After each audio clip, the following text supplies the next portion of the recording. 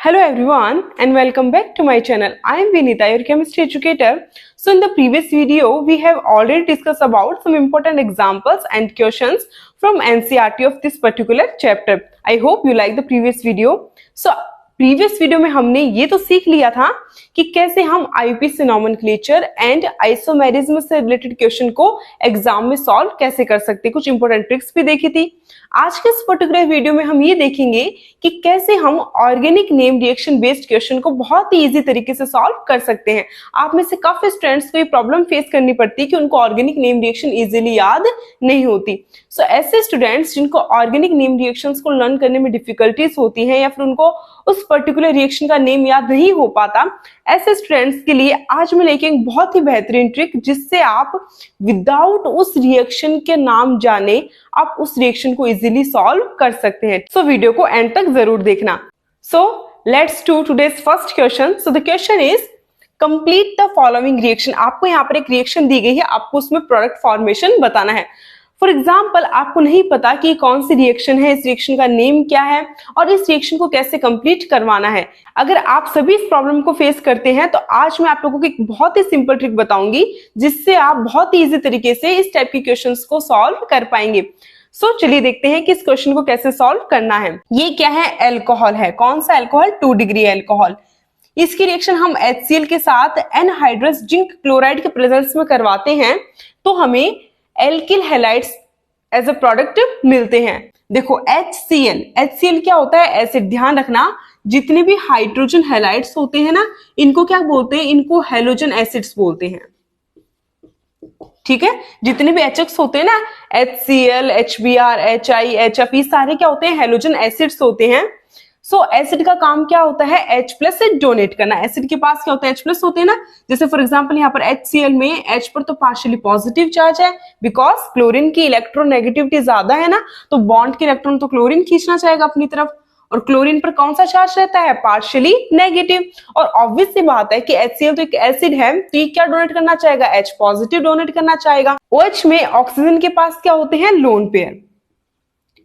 आपको ये ध्यान में रखना है कि OH में ऑक्सीजन के पास क्या होते हैं? Lone pair of electron. तो जब हम ऐसे किसी कंपाउंड की रिएक्शन किसी एसिड के साथ करवाते हैं तो एसिड के पास क्या होता है? H प्लस आयन होता है। सो एक तरफ इलेक्ट्रॉन, एक तरफ पॉजिटिव चार्ज, दोनों के बीच में क्या होगा? अट्रैक्शन होगा।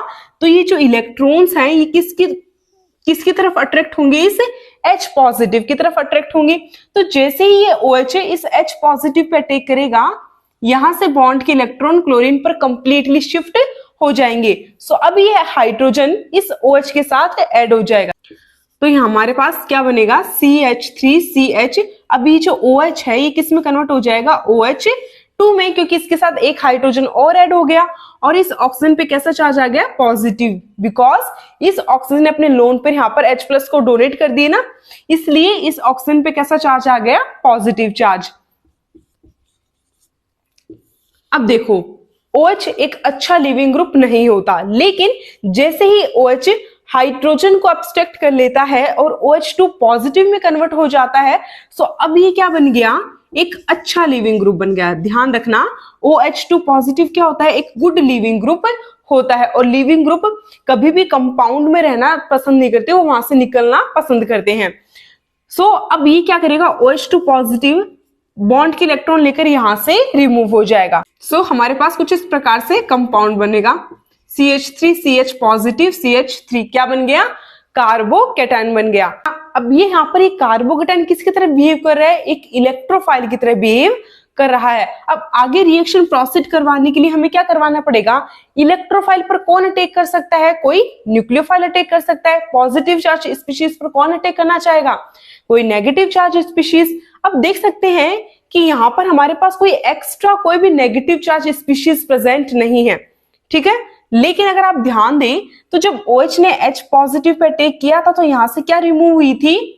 Cl minus. ठीक है, तो वो जो Cl माइनस यहां पर रिमूव हुई थी ना, वो अब यहां पर एक न्यूक्लियोफाइल की तरह काम करेगी और इस कार्बोकैटायन पर अटैक करेगी।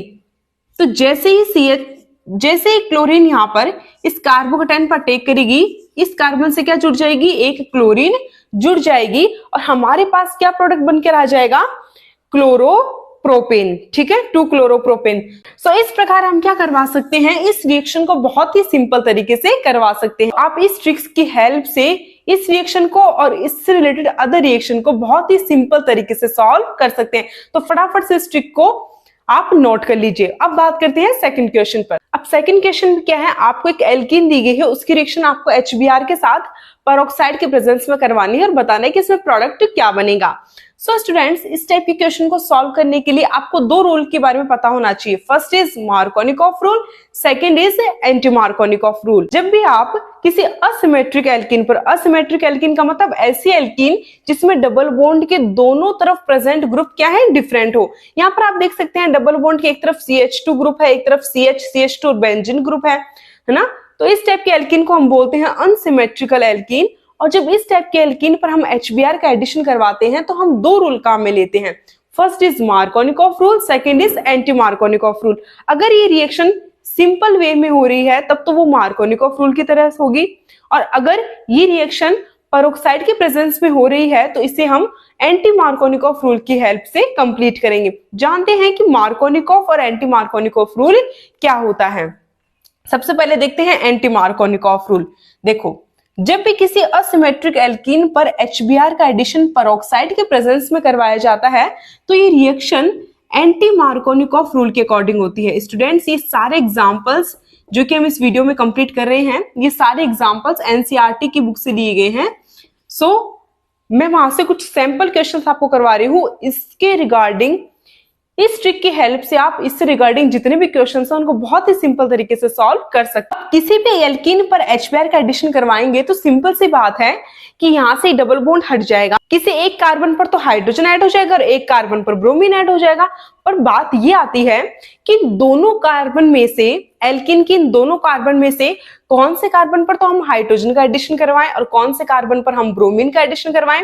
इसके लिए हम क्या देखेंगे, एंटी मार्कोनिकॉफ रूल। अब देखो, एंटी मार्कोनिकॉफ रूल क्या कहता है कि आप नेगेटिव चार्ज्ड पार्टिकल, यहाँ पर नेगेटिव चार्ज पार्टिकल क्या है, ब्रोमीन, या फिर आप किसी भी हैलाइड आयन को ले सकते हो जैसे कि क्लोरीन, ब्रोमीन। ठीक है, तो according to anti Markovnikov rule हम नेगेटिव चार्ज्ड पार्टिकल को उस कार्बन पर ऐड करेंगे जहां पर पहले से ही नंबर ऑफ हाइड्रोजन क्या है, ज्यादा। हाइड्रोजन को कहां ऐड करेंगे, जहां पर नंबर ऑफ हाइड्रोजन क्या है, कम है। जैसे कि आप देख सकते हैं कि यहाँ पर इस एल्कीन में इस वाले कार्बन पर 2 हाइड्रोजन प्रेजेंट है और इस वाले कार्बन पर 1 हाइड्रोजन प्रेजेंट है। So according to anti Markovnikov bromine कहां ऐड होगा, तो इस कार्बन पर तो ब्रोमीन ऐड हो जाएगा और सेकंड वाले कार्बन पर क्या ऐड हो जाएगा, हाइड्रोजन। सो ये रहा एंटी मार्कोनिकॉफ रूल के अकॉर्डिंग इस रिएक्शन का सही प्रोडक्ट। बट यहाँ पर नोट करने वाली बात ये है कि जो पेरोक्साइड इफेक्ट, जिसको एंटी मार्कोनिकॉफ रूल भी हम कहते हैं, ये इफेक्ट सिर्फ और सिर्फ HBr पर ही अप्लाई किया जाता है। अगर यहाँ पर HCl होता या HI होता तब हम यहाँ पर पेरोक्साइड इफेक्ट को फॉलो नहीं करते। सो आप इस ट्रिक को नोट कर लेना और इस टाइप के क्वेश्चन को इसी ट्रिक से आपको सॉल्व करना है। सो नेक्स्ट क्वेश्चन है, कंप्लीट द फॉलोइंग रिएक्शन। आपको एक कंपाउंड दिया गया है, इसकी रिएक्शन आपको HCl के साथ पेरोक्साइड के प्रेजेंस में करवानी है। जनरली हम क्या देखते हैं कि जब एल्कीन पर HBr का एडिशन करवाते हैं पेरोक्साइड के प्रेजेंस में तब हम एंटी मार्कोनिकॉफ रूल को काम में लेते हैं। बट यहाँ पर हम एंटी मार्कोनिकॉफ रूल को काम में नहीं लेंगे। दैट मीन्स यहाँ पर HCl का एडिशन एंटी मार्कोनिकॉफ रूल के अकॉर्डिंग नहीं होगा। रीजन क्या है, ध्यान रखना कि जो एंटी मार्कोनिकॉफ रूल या फिर पेरोक्साइड इफेक्ट सिर्फ और सिर्फ HBr पर ही लागू होता है, ये HCl और HI पर फॉलो नहीं किया जाता। सो अब यहाँ पर ये रिएक्शन किसके अकॉर्डिंग होगी, अकॉर्डिंग टू मार्कोनिकॉफ। जब भी आपको कहीं पर एल्कीन दिख जाए और HCl, HBr इस टाइप के हैलोजन एसिड दिख जाए तो आपको ये रिएक्शन कैसे करवानी है, मार्कोनिकॉफ और एंटी मार्कोनिकॉफ रूल के अकॉर्डिंग करवानी है। ठीक है, यानी इस एल्कीन पर HX का एडिशन आप या तो मार्कोनिकॉफ रूल के अकॉर्डिंग करवाएंगे या फिर एंटी मार्कोनिकॉफ रूल के अकॉर्डिंग करवाएंगे। HBr है, पेरोक्साइड है, तब तो एंटी मार्कोनिकॉफ, और अगर HBr, HCl है और कोई भी यहाँ पर कैटलिस्ट प्रेजेंट नहीं है, तब आप सिंपल मार्कोनिकॉफ रूल के अकॉर्डिंग इस रिएक्शन को कंप्लीट करवाएंगे। अब मार्कोनिकॉफ रूल क्या कहता है? अकॉर्डिंग टू मार्कोनिकॉफ, किसी भी एल्कीन पर जब आप HCl का एडिशन करवाते हैं तो negative charged species, that means कोई भी हैलाइड आयन, जैसे फॉर एग्जांपल Cl- या फिर Br-, उस कार्बन पर ऐड होगी जिस पर पहले से ही नंबर ऑफ हाइड्रोजन क्या है? कम है। सिंपल सी बात है। मार्कोनिकॉफ रूल क्या कहता है कि जब भी आप HBr का एडिशन किसी एल्कीन पर करवाएं, हाइड्रोजन को तो उस कार्बन पे ऐड करो जहां पर पहले से ही नंबर ऑफ हाइड्रोजन क्या है? ज्यादा है, एंड हैलाइड आयन जैसे फॉर एग्जांपल क्लोराइड, Br-, इनको आप उस कार्बन पे ऐड कीजिए जहां पर नंबर ऑफ हाइड्रोजन क्या है? कम। ठीक है, हमारे पास ये क्या बन जाएगा? इसका final product. So the next question is, what happened when N-butyl bromide is react with KCN in the presence of ethanol? So students, इस टाइप की क्वेश्चन को आप कैसे सॉल्व करेंगे? चलिए देखते हैं। सबसे पहली बात, आप रिएक्टेंट को पहचानिए कि रिएक्टेंट क्या है। N-butyl bromide का मतलब क्या होता है?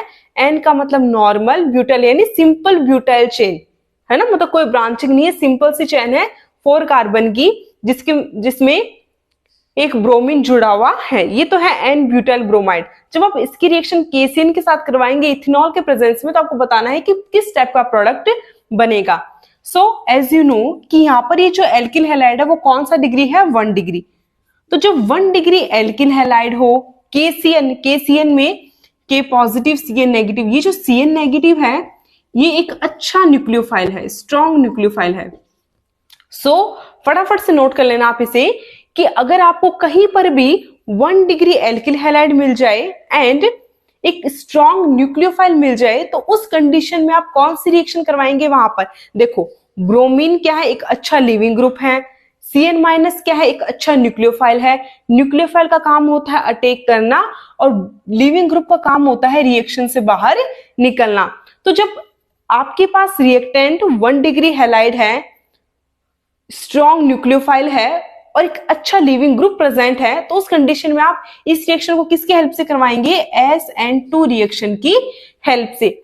हाँ, ये रिएक्शन SN1 की हेल्प से होती अगर यहाँ पर 1 डिग्री हैलाइड की जगह 2 डिग्री या फिर 3 डिग्री हैलाइड होता। रीजन क्या है? बिकॉज SN1 में तो कार्बोकेटाइन इंटरमीडिएट बनता है ना, और कार्बोकेटाइन सबसे ज्यादा स्टेबल कब होता है? जब वो 3 डिग्री में हो या फिर 2 डिग्री हो। ठीक है, 1 डिग्री कार्बोकेटाइन इतना स्टेबल नहीं होता ना, यही रीजन है कि 1 डिग्री जो हैलाइड्स होते हैं वो न्यूक्लियोफाइल के साथ SN2 रिएक्शन देते हैं। सो अब यहाँ पर होगा क्या कि जो Cn- है ये यहाँ पर इस कार्बन पे अटैक करेगा, बिकॉज एक स्टेप में कंप्लीट होने वाली रिएक्शन है ये, तो यहाँ से Br- रिमूव हो जाएगा। जैसे ही Cn- न्यूक्लियोफाइल इस कार्बन पे अटैक करेगा, वैसे यहाँ से लिविंग ग्रुप ब्रोमीन बाहर रिमूव हो जाएगा, और प्रोडक्ट क्या बन जाएगा? CH3 CH2 CH2 CH2 Cn। So students, हमने एक टाइप तो देख लिया कि एग्जाम में किस किस टाइप से क्वेश्चन आ सकते हैं। पहला टाइप तो क्या है कि आपको रिएक्शन दे दी जाएगी और आपसे प्रोडक्ट पूछा जाएगा कि भी complete the following reaction. Second type क्या है? आपसे कन्वर्जन बेस्ड क्वेश्चन भी पूछे जा सकते हैं। जैसे कि फॉर एग्जाम्पल हमारा फर्स्ट क्वेश्चन है, जैसे कि फॉर एग्जाम्पल इथीन को ब्रोमो इथीन में कन्वर्ट कीजिए। अब आप इथीन से ब्रोमो इथीन कैसे बनाएंगे? ठीक ऐसे ही आपको एग्जाम में इस प्रकार के काफी क्वेश्चन देखने को मिल सकते हैं। आपको एक रिएक्टेंट दे दिया जाएगा, प्रोडक्ट दे दिया जाएगा, बताए, और आपसे पूछा जाएगा कि इथीन से ब्रोमो इथीन कैसे बनाया जा सकता है। तो चलिए देखते हैं। सबसे पहले इथीन होता क्या है? एथ का मतलब 2 कार्बन, और इन का मतलब दोनों कार्बन के बीच में क्या है? एक डबल बॉन्ड। और ब्रोमो इथीन का मतलब क्या होता है कि 2 कार्बन, दोनों कार्बन के बीच में डबल बॉन्ड, और कार्बन के साथ एक क्या जुड़ा हुआ है? ब्रोमीन। ये हो गया ब्रोमो इथीन। सो स्टूडेंट्स, इस टाइप के क्वेश्चन देखकर तो आप में से काफी स्टूडेंट बहुत ज्यादा कंफ्यूज हो जाते हैं कि भाई रिएक्शन तो फिर भी चलो कैसे जैसे करके कंप्लीट कर ली जाती है, बट कन्वर्जन कैसे करें? कैसे हम इतना पता लगाएं कि इथीन से ब्रोमो इथीन कैसे बनेंगे, या फिर एक रिएक्टेंट से एक प्रोडक्ट का फॉर्मेशन किस तरीके से हो रहा है? तो चलिए देखते हैं कि इसको हम सिंपल तरीके से कैसे सॉल्व कर सकते हैं। सो ये तो कंफर्म हो गया है कि आपको इथीन से ब्रोमो इथीन बनाने के लिए इस इथीन के साथ क्या ऐड करना पड़ेगा? ब्रोमीन। अब एल्कीन पर ब्रोमीन का एडिशन हम कैसे कैसे करवा सकते हैं? पहली बात, जब भी आप किसी एल्कीन की रिएक्शन किसी भी हैलोजन के साथ कराते हैं, जैसे फॉर एग्जांपल Cl2 या फिर Br2 के साथ, सो कैसे होगी रिएक्शन कि डबल बॉन्ड न्यूक्लियोफाइल की तरह काम करता है। दो ब्रोमीन है, एक पर पार्शियली पॉजिटिव चार्ज, एक पर पार्शियली नेगेटिव चार्ज, तो डबल बॉन्ड अटैक करेगा एक ब्रोमीन पर और दूसरा ब्रोमीन यहां से बॉन्ड के इलेक्ट्रॉन लेकर रिमूव हो जाएगा।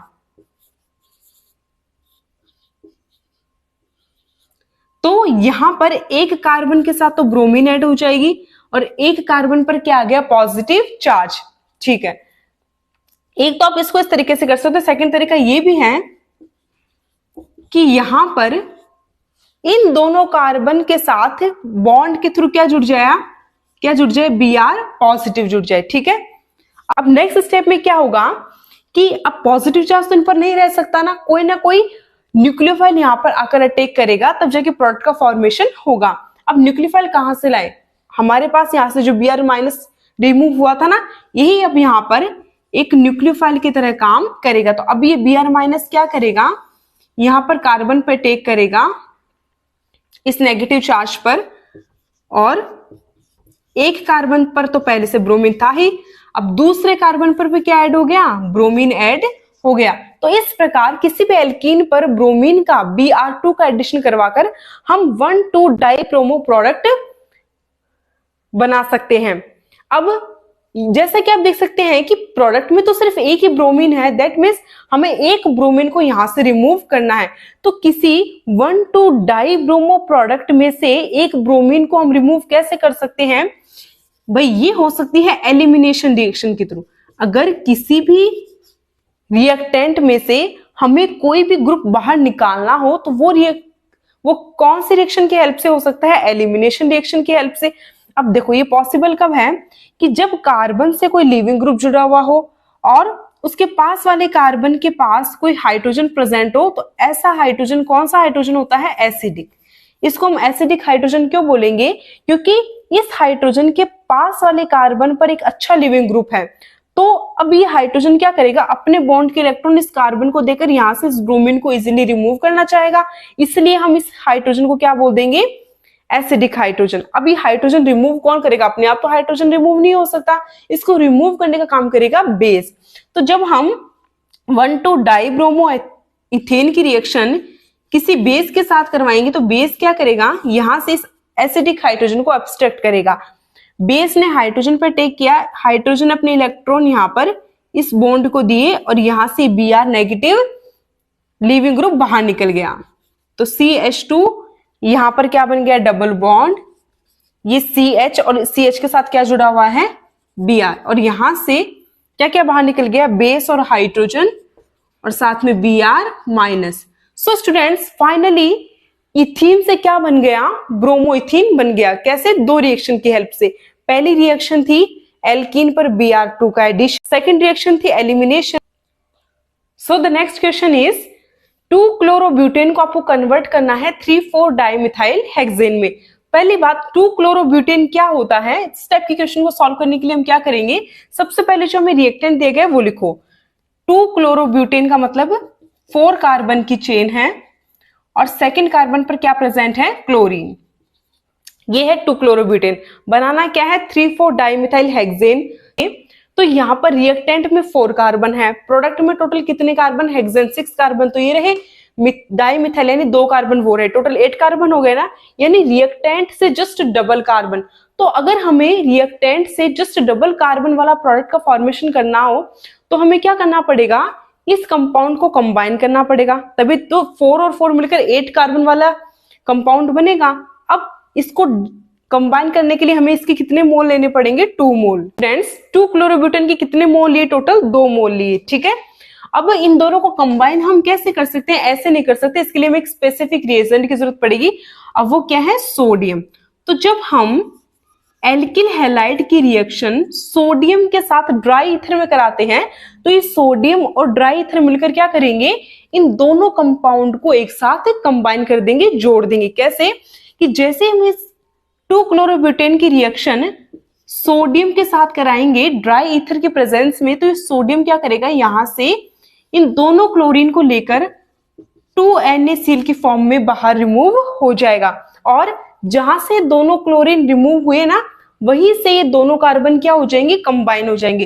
तो जैसे जैसे है वैसे वैसे लिखती जाइए, CH3, CH2, CH3, इस कार्बन से भी कार्बन ऐड हो जाएगा, CH3, CH2, CH3। सो हमारे पास फाइनली प्रोडक्ट बन गया। अब इसका नाम क्या होगा, 1 2 3 4, 3 4 डाई मिथाइल, टोटल कितने कार्बन है, 6, तो 3 4 डाई मिथाइल हेक्सेन। यानी क्या प्रोडक्ट मिल गया हमें, ये वाला प्रोडक्ट मिल गया ना। अब आपको नहीं पता रिएक्शन कौन सी है, बट आप इस फॉर्मूले की ट्रिक की हेल्प से तो इस रिएक्शन को कर ही सकते हैं। बाय द वे कौन सी रिएक्शन है, it is Wurtz reaction. So next question बहुत ही इंपॉर्टेंट क्वेश्चन है। चलिए देखते हैं कि इस क्वेश्चन को कैसे हम बहुत ही सिंपल तरीके से सॉल्व कर सकते हैं। तो क्वेश्चन क्या है, what happened when butyl chloride react with alcoholic KOH। जब क्लोरोब्यूटेन की रिएक्शन हम एल्कोहलिक KOH के साथ कराते हैं तो किस टाइप का प्रोडक्ट फॉर्मेशन होता है। स्टूडेंट्स, इस क्वेश्चन को मैं आपको दो तरीके से बताऊंगी। एक तो अगर हम इस कंपाउंड की रिएक्शन एल्कोहलिक KOH के साथ करवाएं तब क्या प्रोडक्ट बनेगा, और अगर इसी की रिएक्शन हम एक्वस KOH के साथ करवाएं तो क्या प्रोडक्ट बनेगा। देखने में तो आप लोग सोच रहे होंगे कि है तो दोनों ही KOH, पर डिफरेंट डिफरेंट प्रोडक्ट कैसे बन सकते हैं, बिल्कुल बन सकते हैं। एक तो है एल्कोहलिक KOH, एक है एक्वस KOH। देखते हैं रिएक्शन कैसे होगी। सबसे पहली बात, एल्कोहलिक KOH का काम क्या होता है, एल्कोहलिक KOH एक बेस की तरह काम करता है। कैसे, देखो जब KOH को अल्कोहल के साथ मिक्स किया जाता है तो ये क्या प्रोवाइड करवाता है हमें, एल्कोक्साइड आयन OR-, जहां पर R क्या है, CH3 हो सकता है, C2H5 हो सकता है। एक स्ट्रॉन्ग बेस होता है, और बेस का काम ही क्या होता है, एसिडिक हाइड्रोजन को एब्स्ट्रैक्ट करना। अब यहाँ पर एसिडिक हाइड्रोजन क्या है, यहाँ पर तो बहुत सारे हाइड्रोजन है, बट हम कौन से हाइड्रोजन को एसिडिक कहेंगे, तो अगर किसी कार्बन से कोई अच्छा लिविंग ग्रुप जुड़ा हुआ हो तो उस कार्बन के पास वाले कार्बन से जो हाइड्रोजन जुड़े हुए हैं वो क्या होंगे, एसिडिक होंगे। ठीक है, तो ये तो अल्फा कार्बन, ये बीटा कार्बन, तो यहां पर ये जो हाइड्रोजन है ये क्या है, एसिडिक है। ठीक है, तो बेस क्या काम करता है, एसिडिक हाइड्रोजन को एब्स्ट्रैक्ट करने का। तो यहां पर ये बेस अटैक करेगा इस हाइड्रोजन पर, तो हाइड्रोजन अपने बॉन्ड के इलेक्ट्रॉन यहां पर कार्बन को दे देगा और यहां से इस लिविंग ग्रुप को रिमूव करवा देगा। तो प्रोडक्ट क्या बनेगा हमारे पास, CH3, CH2, CH double bond CH2। ठीक है, हमारे पास क्या बन गई, एल्कीन बन गई। हुआ क्या था यहाँ पर, HCl का एलिमिनेशन हुआ था ना, और कौन सी पोजीशन से हुआ, बीटा पोजीशन से, तो इसको बीटा एलिमिनेशन रिएक्शन भी कहा जाता है। लेकिन अगर इसी कंपाउंड की रिएक्शन हम एक्वस KOH के साथ कराए, तो एक्वस का मतलब वाटर के साथ KOH मिक्स्ड है, तो जब वाटर के साथ KOH मिक्स्ड है तो ये हमें क्या प्रोवाइड करवाएगा, OH-। अब OH- स्ट्रॉन्ग बेस नहीं है कंपेयर टू OR-, तो यहाँ पर ये OH- एक अच्छा बेस ना होने के कारण, OR- से लेस बेसिक होने के कारण ये यहाँ पर न्यूक्लियोफाइल की तरह काम करेगा।